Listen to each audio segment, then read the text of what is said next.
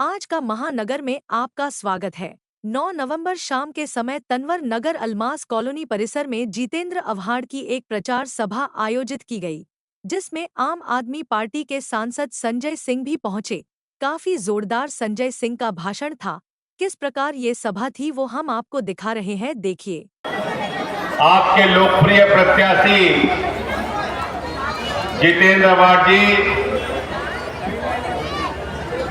आम आदमी पार्टी मुंबई के अध्यक्ष प्रीति शर्मा जी, समीम भाई और इस मुमरा की धरती के बहादुर लोगों, माताओं और बहनों, नौजवान दोस्तों, सानू भाई, आज इतनी बड़ी तादाद में आप सबको देख के ये यकीन हो गया है, भरोसा हो गया है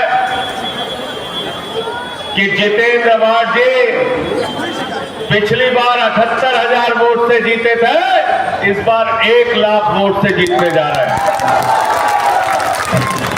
तैयार हो सब लोग? हाथ उठा के बताओ पीछे तक। और मैं दिल्ली से चल के आपके बीच में आया हूं।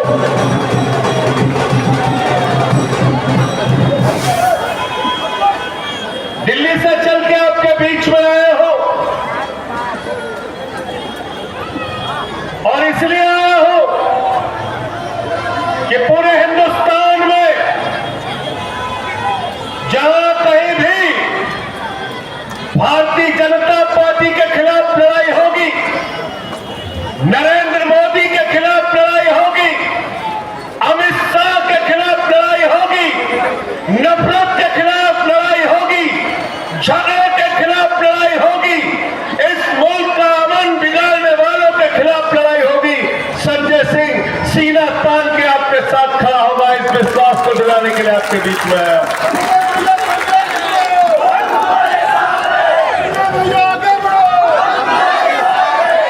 मुझे बहुत ताज्जुब है कि देश का कानून मंत्री आज आके कह रहा है सदन के सत्र के शीतकालीन सत्र में वक्फ का कानून पास कर देंगे। मैं जेपीसी का मेंबर हूं, अपोजिशन की तमाम पार्टियां उसमें मेंबर हैं।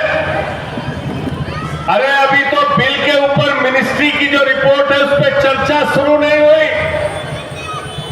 800 पन्ने की रिपोर्ट में सिर्फ 100 पन्ने पे चर्चा हुई।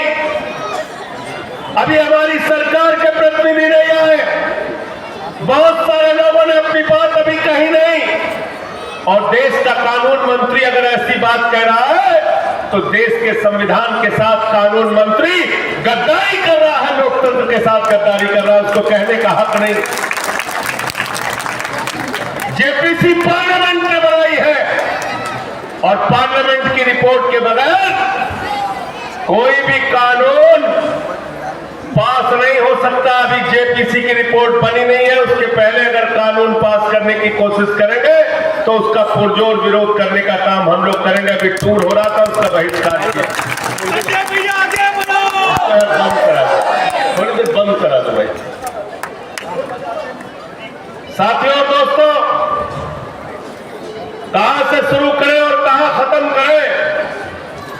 वतन की जो हालत सुनाने लगेंगे तो पत्थर भी आंसू बहाने लगेंगे। वतन की जो हालत सुनाने लगेंगे तो पत्थर भी आंसू बहाने लगेंगे। अगर भीड़ में खो गई आदमियत तो उसे ढूंढने में जमाने लगेंगे। आदमियत का, इंसानियत का, मानवता का कत्ल किया जा रहा है। आज नफरत की बुनियाद पर हिंदुस्तान को बनाने की कोशिश की जा रही है। भाई से भाई को झगड़ा कराने की कोशिश की जा रही है। महाराष्ट्र का चुनाव हो रहा है, शिंदे की सरकार है, फडणवीस की सरकार है, अजीत पवार की सरकार है, महायुति की सरकार है। अरे चुनाव के प्रचार में जाते हो तो बताओ हमारे बच्चों के लिए कितना स्कूल बनाया, बताओ हमारे बच्चों के लिए कितना अस्पताल बनाया, बताओ हमारे लिए कितनी कितनी सड़कें बनाई, बता हमारे लिए कितने उद्योग लगाए, बता हमारे लिए कितने रोजगार दिया, बता हमारे लिए कितनी महंगाई कम की, बताओ मुंबई और महाराष्ट्र की क्या तरक्की की। अरे बेईमानो, मुद्दों की बात नहीं करते हो, फालतू की बात करते हो। बटोगे कटोगे, बटोगे कटोगे, ये सब नारे में अब मुमरा और मुंबई की जनता फंसने वाली नहीं है। हम सब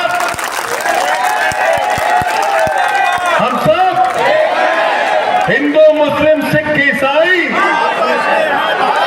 हिंदू मुस्लिम सिख ईसाई, हिंदुस्तान 144 करोड़ लोगों का है। भारत का प्रधानमंत्री भाषण देता है यहाँ महाराष्ट्र में आके, कहता है एक रहोगे तो सेफ रहोगे।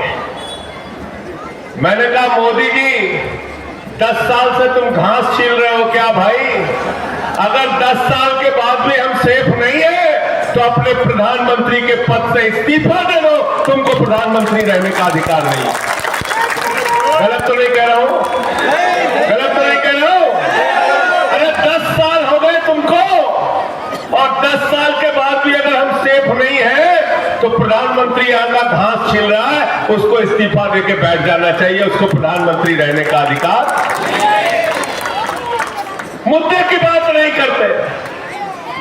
हम दिल्ली में चुनाव लड़ते हैं अरविंद केजरीवाल जी के नेतृत्व में, हम बताते हैं हमने इतने स्कूल बनाए, इतने अस्पताल बनाए, बिजली फ्री किया, पानी फ्री किया। यहां पे योगी जी आते हैं, नारा दे रहे बटोगे तो कटोगे। बोले कि नहीं बटोगे तो कटोगे? समझ में आया नारा का मतलब कि नहीं समझ में आया? समझ में आया? नहीं समझ में आया? नहीं समझ में आया? मैं आपसे कहना चाहता हूं, बटोगे तो तुम्हारे बच्चों के सरकारी स्कूल बंद हो जाएंगे, बटोगे तो सरकारी अस्पताल बंद हो जाएंगे, बटोगे तो तुम्हारी सरकारी सड़कें टूट के खाक खाक हो जाएंगी, बटोगे तो देश के अंदर महंगाई बढ़ जाएगी। 110 रुपए का पेट्रोल बिकेगा, 100 रुपए का डीजल बिकेगा, 250 रुपए का टमाटर बिकेगा, 300 रुपए का तेल बिकेगा, महंगाई आसमान पे पहुंच जाएगी।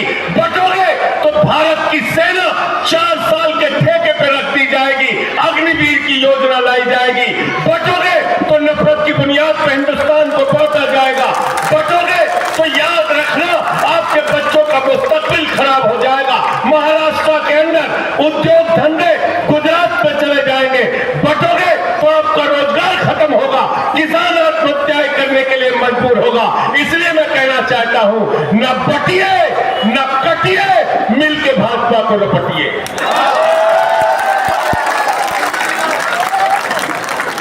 गलत तो नहीं कह रहा हूं?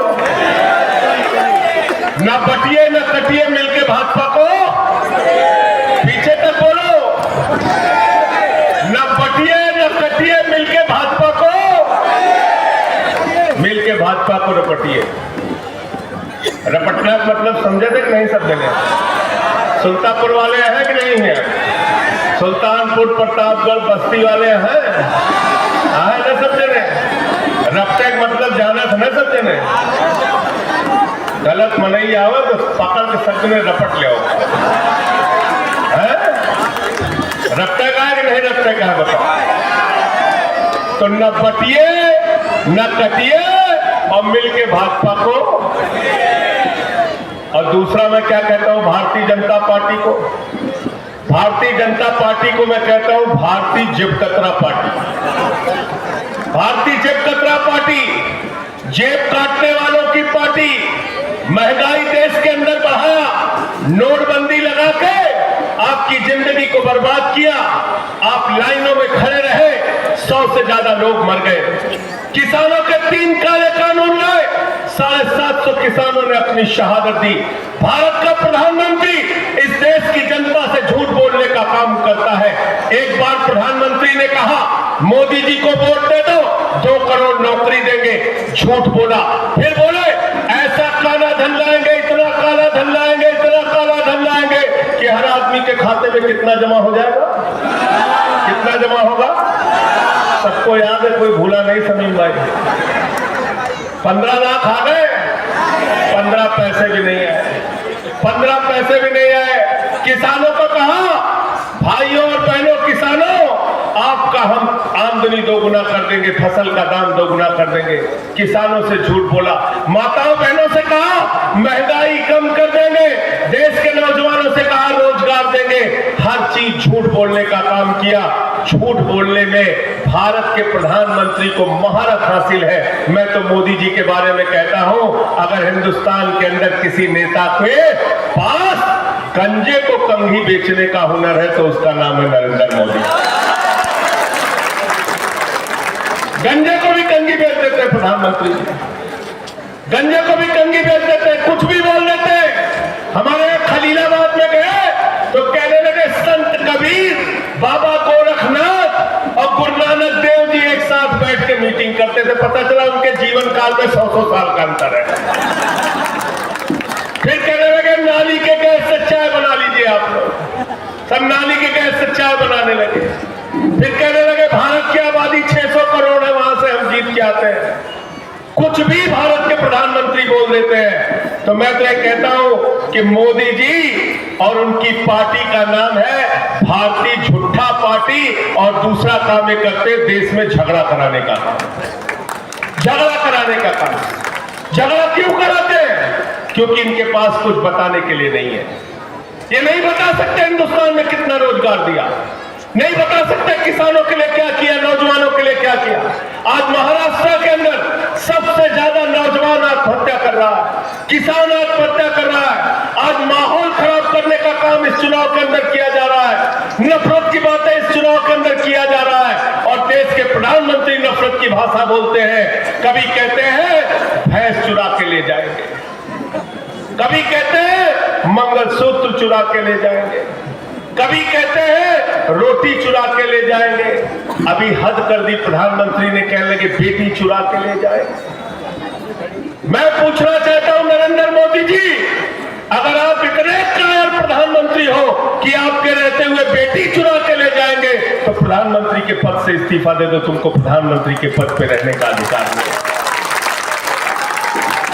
ऐसी गंदी भाषा भारत के प्रधानमंत्री बोलते हैं, ऐसी भाषा भारत के प्रधानमंत्री बोलते हैं। हिंदुस्तान के मुसलमानों के खिलाफ आप लोगों को भड़काते हैं, और दुबई में जाते हैं तो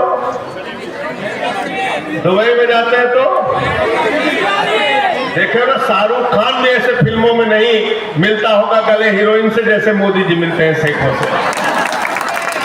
देखे हो कि नहीं देखे हो? देखे हो ना, शेखों को एकदम गले लगा लेते हैं। कतर की मस्जिद में जाएंगे वहां गले लगा देंगे, दुबई की मस्जिद में जाएंगे वहां गले लगा देंगे।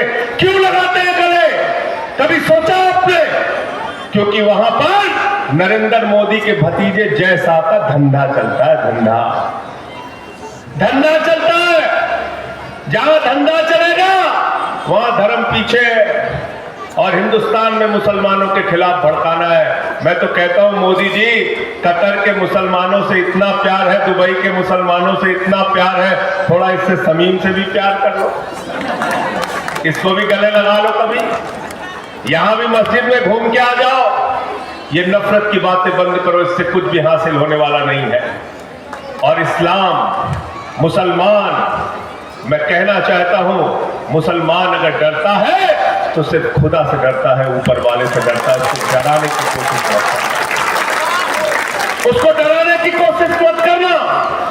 और मैं तो बार बार कहता हूं कि आप अपने नबी का नाम भी याद कर लेंगे तो कभी नफरत की बात नहीं कर सकते। नबी को कहा गया रहमतुल आलमीन, पूरी दुनिया पर रहमत करने वाला। नफरत की बातें कहां से आती है? हिंदू धर्म में कहा गया वसुधैव कुटुंबकम, पूरा विश्व हमारा परिवार है। हम पूजा खत्म करते हैं, भगवान से प्रार्थना करते हैं हाथ जोड़ के कि धर्म की जय हो, अधर्म का नाश हो, प्राणियों में सद्भावना हो, विश्व का कल्याण हो। अरे हिंदू धर्म पूरे विश्व की कल्याण की बात करता है। मोदी जी जरा हमको तुम बताओ, फडणवीस जी जरा हमको तुम बताओ, शिंदे जी जरा हमको तुम बताओ, अमित शाह जरा हमको बताओ, योगी जी जरा हमको बताओ, कौन सा हिंदू धर्म तुमने पढ़ा है जो नफरत की बात करते हो? तुम नफरत की बात करते हो, तुम हिंदू धर्म को मानने वाले। हिंदू धर्म को मानने वाले। तो मैं अभी समीम भाई से रास्ते में बात हो रही थी, थोड़ा कंफ्यूजन में है आप लोग, है? घड़ी बंद हो चुकी है, याद रखिएगा। बंद किया है कि नहीं किया बताइए आप लोग? बंद कर दिया ना?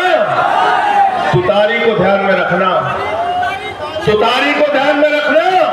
जितेंद्र अवार्ड का चुनाव निशान है तुतारी। तुतारी को याद रखना, याद रखना। ये मराठियों के स्वाभिमान का सवाल है, याद रखना। ये उत्तर भारतीयों के स्वाभिमान का सवाल है, याद रखना। मैं आपसे कहने के लिए आया हूं, हाथ जोड़कर विनती करने के लिए आया हूं। ये वही लोग हैं जिन्होंने गद्दारी करके शिवसेना को तोड़ने का काम किया, बाला साहब उद्धव ठाकरे की पार्टी को तोड़ने का काम किया। ये वही लोग हैं जिन्होंने शरद पवार की पार्टी को तोड़ने के लिए काम किया। तो याद रखना, गद्दारों के लिए माफी, गद्दारों के लिए माफी, किसी भी धर्म में गद्दारों के लिए माफी, गद्दारों के लिए माफी। और जितेंद्र अवार्ड के लिए इसलिए भी आया हूं, आज आपको बता रहा हूं। मैं जेल गया 6 महीने जेल में रहा। हमारे साथी पूछते हैं, कहते हैं क्यों आपको जेल में डाला? क्योंकि मैं नरेंद्र मोदी की आंख में आंख डाल के बात करता हूं, अमित शाह की आंख में डाल के बात करता हूं। इसलिए मुझे जेल में भेजा, इसलिए मुझे जेल में भेजा क्योंकि मैं आपकी आवाज उठाने का काम करता हूं। इसलिए मुझे जेल में भेजा क्योंकि देश की सदन में प्रधानमंत्री के सामने दो चार करने की बात करता हूं। और इसलिए मुझे सदन में मुझे उठा के जेल में भेजा क्योंकि मैंने सदन में नारा लगाया था, मोदी अडानी भाई भाई देश बेच के भाई मलाई। इससे नाराज हो गए, मुझे देशद्रोही कहते हैं। मेरे ऊपर देशद्रोह का मुकदमा लगाया, 23 FIR मेरे खिलाफ थी, PMLA का मुकदमा लगाया, जेल में भेजा मुझे। और मुझे ये बताते हुए फख्र हो रहा है कि जब मैं जेल में था तो मेरे लिए यहां से जितेंद्र अवार्ड चल के मेरे परिवार से मिलने दिल्ली गए थे, इसलिए उनके लिए आया। ये समीम उनके साथ गए थे, हमारे मदनी भाई साथ गए थे, एहसान भाई साथ में गए। तो जो सुख दुख के साथी होते हैं, जिम्मेदारी और फर्ज बनता है उनके साथ खड़े हो। मैं आपसे हाथ जोड़कर विनती करने के लिए आया हूं, किसी घड़ी बड़ी के चक्कर में मत पड़िएगा। गलत तो नहीं कह रहा हूं? चक्कर में तो नहीं पड़ रहे हो ना? चक्कर में तो नहीं पड़ रहे हो? चक्कर में तो नहीं पड़ रहे हो ना? अगर घड़ी को वोट देना, इससे बढ़िया कमल को वोट देके चले आना। गलत तो नहीं कह रहा हूं? अगर घड़ी को वोट देना चाहते हो तो नरेंद्र मोदी को वोट दे देना। अगर घड़ी को वोट देना चाहते हो तो भारतीय जनता पार्टी को वोट दे देना। अगर घड़ी को वोट देना चाहते हो तो योगी आदित्यनाथ को वोट दे देना। अगर घड़ी को वोट देना चाहते हो तो नफरत फैलाने वालों को वोट दे देना। क्योंकि घड़ी का एक वोट नरेंद्र मोदी के लिए काम करेगा, योगी के लिए काम करेगा, नफरत फैलाने वालों के लिए काम करेगा। इसलिए उसके चक्कर में पड़ना है क्या? क्या चाहते हो? नफरत वालों को वोट देना चाहते हो क्या? नफरत वालों को वोट देना चाहते हो क्या? अगर घड़ी को वोट दिया तो मोदी के काम आएगा। अगर घड़ी को वोट दिया तो योगी के काम आएगा। अगर घड़ी को वोट दिया तो महाराष्ट्र में अमन चैन बिगाड़ने वालों को काम आएगा। अगर घड़ी को वोट दिया तो समाज को बांटने वालों को काम आएगा। इसलिए हमें जोड़ना है, न बटिए न कटिए मिलके भाजपा को, न बटिए न कटिए मिलके भाजपा को। बहुत बहुत शुक्रिया, बहुत बहुत धन्यवाद। इंकलाब।